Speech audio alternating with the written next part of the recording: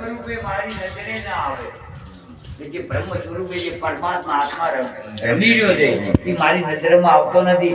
મને એનું ભાન કરાવો, મને એનું જ્ઞાન કરાવો, જેથી કરીને એના નામની હું ભક્તિ કરું. દીદાર દર્શન અમને દેજો રે, એમના દર્શન અમને આલો કે કેવો છે આત્મા, કેવો છે જીવાત્મા, કેવો છે.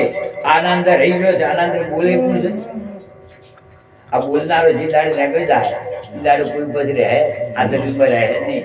બોલે તે નર બીજો નથી, સંતોએ કીધું છે, એને જ ઓળખવાનો છે. એટલે બોલે એટલા સુધી હક પણ છે તમારે, મારે બોલવાનું બંધ થઈ જાય તો પટી. 21,700 એક દિવસની અંદર 1 કલાકની અંદર 21,700 શ્વાસ તમારા આવે અને જાય. શ્વાસ જાય અને આવે, જાય અને આવે. તમને નક્કી નથી મારો શ્વાસ ગયા કેળે પાછો આવશે કે નહીં આવે, અને બહાર નીકળી ગયા કેળે અંદર આવશે કે નહીં આવે એ આપણને ખબર નથી. એટલે એને તેમ કીધું સંતોએ કે ભજન કરો અને દીદાને ઓળખો. બેઉ કર જોડી દાસ અંબાનો કહે છે, મુક્તિનો માર્ગ અમને બતાવો. કે હે સદગુરુ મહારાજ, અમને મુક્તિનો માર્ગ બતાવો, જેથી કરીને આ ભવમાંથી અમને મુક્તિ મળી જાય સદાયના માટે. તો અમારે આ જન્મ પાછો લેવો ન પડે. પાછું સંતોએ સરસ મજાનો પાછો એક ઢોળ ગાયો કે કરી લે કમાણી હરી નામની. નોમની કીધી છે, હરિનું કીધું કે હરિની કમાણી કરો કીધું. હરિના નોમની, નામ એ ઈશ્વર છે, નામ એ જ ઈશ્વર છે. આ જગતમાં અલગ અલગ બધાના નામ છે. શ્રવણભાઈ છે, નરભેરામ છે, સાગર છે, પ્રહલાદભાઈ છે. આ એક નામ છે અને એ નામને ઓળખવાનો છે. અસલ નામ કયો છે? હવે આ કાયારૂપી જે છે આ શ્રવણભાઈ હોમે બેઠા છે, કયો છે શ્રવણભાઈ? તમે દેવભાઈ છે, નરભેરામ દેવભાઈ છે. હાથ મેળીને બતાડો, હું શ્રવણભાઈ જો બતાડજો. આ જગ્યા હું શ્રવણભાઈ જો બતાડજો, ખબર પડે નથી. તમે અહીંયા હાથ મૂકશો થી સાથી છે, અહીંયા કહેવો તો એ બાવડું છે, અહીંયા કહેવો તો હાથ છે, અહીંયા મૂકશો પગ છે, અહીંયા મૂકશો વાંક છે, અહીંયા મૂકો માથું છે. શ્રવણભાઈ જોઈ નથી, શ્રીભાઈ નથી. આ કાયાના બધા અલગ અલગ વિભાજન છે. એ અંદર બેઠેલા શ્રવણભાઈને ઓળખવાના છે કે આ શ્રવણભાઈ જોઈ બેઠા છે. પોતે પોતાનું ઓળખાણ કરવાની છે, નામનું રટણ કરવાનું છે, અને નામ એ જ ઈશ્વર છે. અને એ ઈશ્વરનું ઓળખાણ થઈ જાય, બેડો પાર થઈ જાય. એટલે સંતોએ કીધું છે કરી લે કમાણી હરી નામની રે, આવો અવસર તને નહીં મળેલા માનવી. કે એ માનવી આ જગતની અંદર પરમાત્માએ તને મૂક્યો છે, ભજન કરવા મૂક્યો છે. આ જેથી કરવા નથી મૂક્યો, મારું ભજન કરવા મૂક્યો છે. માના હૃદયની અંદર હતા 9 મહિના. જે દિવસે 9 મહિના પૂરા થયા બહાર આવ્યા, હૃદયમાં અંદર હતા પેટને, ત્યારે કહેતા હતા હે પ્રભુ મને બહાર કાઢ, હું તારું ભજન કરું. એ વખત પ્રાર્થના અંદર કરતા હતા, ગર્ભની અંદર પ્રાર્થના. ગર્ભ છે એક મેલો છે, એ મેલાની અંદર તમે બેઠા બેઠા પ્રાર્થના કરતા હતા હે પ્રભુ મને બહાર કાઢ, હે પ્રભુ મને બહાર કાઢ, હું તારું ભજન કરું. અને પછી બહાર કાઢ એટલે 2 અક્ષર બહાર આવે, હું આ, હું અને આ. હું અહીંયા તો થયો, તારે મારે પટી પૂરું થઈ ગયું. હવે કે તારું ભજન ના કરું. શબ્દ બે જ આવે બહાર, જે વખત બહાર આવે હું આ એટલે હું થયો, હું અહીંયા તૂટ્યો, પટી ગયું. વાર્તા ભૂલી જાય છે, માનવ ભૂલી જાય છે. એટલે સંતોએ કીધું છે કે નામને ભજન કરો. ભવો ભવની ભાવટ ભાગશે. તમે જે ભવો ભવથી જે આર્યું અનાદિથી જે તમે એમ કે અવતાર લેતા લેતા લેતા લેતા લેતા આ છેલ્લો અવતાર આવ્યો મનુષ્યનો. અને આ મનુષ્યના અવતારની અંદર તો તમે ભજન કરશો તો પાછો વળીને અવતાર લેવો પડશે નહીં. એટલે કંઈક આપણે કોઈ ખોટું કરે થોડા ઘણું નથી કહેતા, એટલે હવે તો મોણે થા, મોણે તમે મોણે નથી હે, મોણે છે પણ મોણના ગુણ નથી એના અંદર. એટલે કહેવામાં આવે છે કે એ મોણે થા, મોણે પહેલું કહે છે મોણે થા, પછી મોનવી થા, અને મોનવી માનવ થા. મોણ થવાનું એટલે થોડુંક સારા ગુણ ઉતરી એના અંદર, સારા સંસ્કાર ઉતરી એટલે મોણ બની જાય. પછી કે માનવી માનવી માનવી અવતાર લો એટલા ફેરા શું કહે છે માનવી માનવી માનવી, ફેરે ફેરે માનવી આવે. એકમાં આવે છે તો બીજા જન્મમાં કદાચ બકરું બની ગયો, બકરા ખાતી ગયો, કોઈ બીજું બનશો તો બીજું માં થાય. માં એકની એક નથી, એટલે એને કહેવાય માનવી માનવી માનવી માનવી.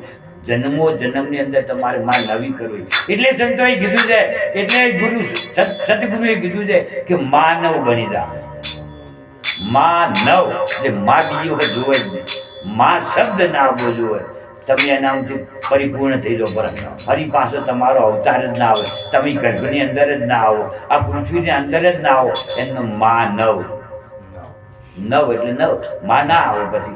એટલે સંતોએ કીધું છે કે એના માટે હરિની ભજનની કમવાની કરી નાખો. સંતોએ કીધું છે કે માયાના ખેલ જૂઠા જાણજે.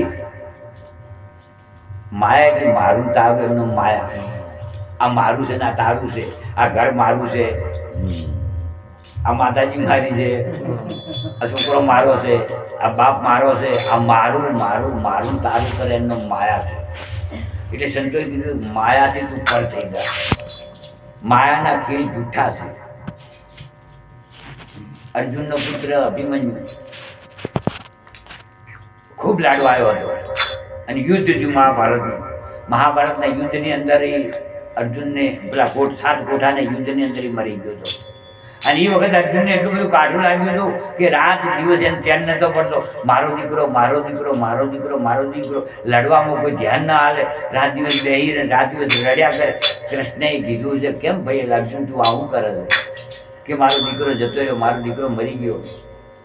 અને એ વખત ત્યાંથી જીવ છૂટી સીધો એ પોપટ બની ગયો હતો, પોપટના અંદર જતો રહ્યો હતો. એટલે અર્જુને કૃષ્ણએ કીધું અર્જુનને કે તારે તારા છોકરાને જોવું છે કે હા, કે પણ એનો અવતાર થઈ ચૂક્યો છે, કે શું થયો છે, કે પોપટ થયો છે, કે તમારે જોવો છે. અરે કૃષ્ણ અર્જુનને લઈ અને પોદરામાં પોપટ હતો, પોપટ પાસે લઈ ગયા.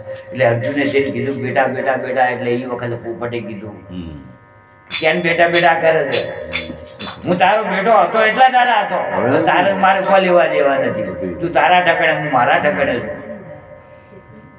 એટલે આ માયાનો ખેલ છે. જીવ છૂટી જાય એટલે પછી તમારે મારે સંબંધો તૂટી ગયો છે.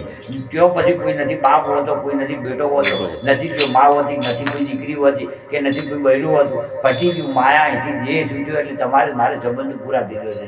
એટલે સંતોએ કીધું છે કે માયાના ખેલ જૂઠા જાણજે, સાચું હરિનું નામ અલ્યા માનવી, સાચું હરિનું નામ ભજન કરો, બીજી વાત કરો.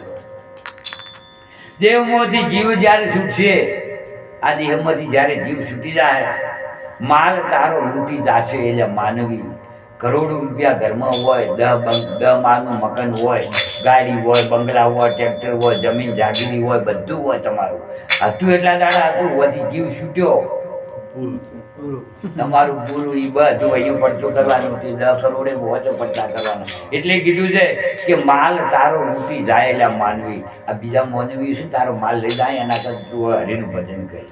એટલે કીધું છે સાથે આવ્યા ને કોઈ સાથે આવશે. આ એ દાડે એકલા હતા, જવાનું છે એ દાડે એકલી જવાનું છે, કોઈનો હથવારો નથી. વાટ રસ્તો કેવો છે કેવો નથી આપણને ખબર છે. સારું કર્મ કરશો તો ફૂલડાનું પાથરેલા આવશે, તમને ખોટું કર્મ કરશો તો નરવા કોટા છે, એ કોટાની અંદર તમારે ચાલવું પડશે. આગળ નરક છે, સ્વર્ગ છે, 2 રસ્તા છે. સારું કામ કરશો સ્વર્ગનો માર્ગ મળશે, ખોટું કર્મ કરશો નરકનો મળશે. નરકના માર્ગની અંદર ખૂબ કષ્ટ થાય, ખૂબ પીડા થાય, તમને કોઈ પાર વગરની પીડા થાય. તમે વખત કેમ કહો? અહીંયા તો કદાચ મા બાપ બેઠા, મા બાપ ને કહો કે મને છોકરો મારી ગયો છે, પેલો મને તાપ મારી કયો કે નહીં કહો તમે એકલા હે. એટલે કીધું છે કે માલ તારો લૂંટી જાય એટલે માનવી, સાથે આવ્યા ના કોઈ આવશે, જેવો આવ્યો તેવો જાય એટલે માનવી. એટલે કીધું છે નંદુ શરણ લે શ્યામનું રે, બગડ્યા સુધરશે તારા કામ. નંદુએ કીધું એક શરણ તું શ્યામનું લઈ લે, જેથી કરીને તારું આ બગડેલું આ જીવતર તારું સુધરી જાય. આગળ એક દાડો આપણે વાત કરી હતી વાલ્યા લૂંટારાની, ખબર છે? એનું આખું જીવન સુધરી ગયું. તે વાલ્યા લૂંટારામાંથી વાલ્મીકી ઋષિ બની ગયો છે. એટલે સંતોએ ખૂબ શિખામણ આપી છે અને શિખામણ લેવાની જરૂર છે. શિખામણે સંતોની સતગુરુની શિખામણે જો ચાલશો તો તમારો ભવ સુધરી જાય. ન કે તો પછી જેમ તો છે જ. એટલે સંતોએ ખૂબ મહેનત કરીને પોતે આ વાણી વિલાસ કર્યો છે કે આટલું સમજો તો ખૂબ સારું છે. કેટલા વાગ્યા વાંચે ને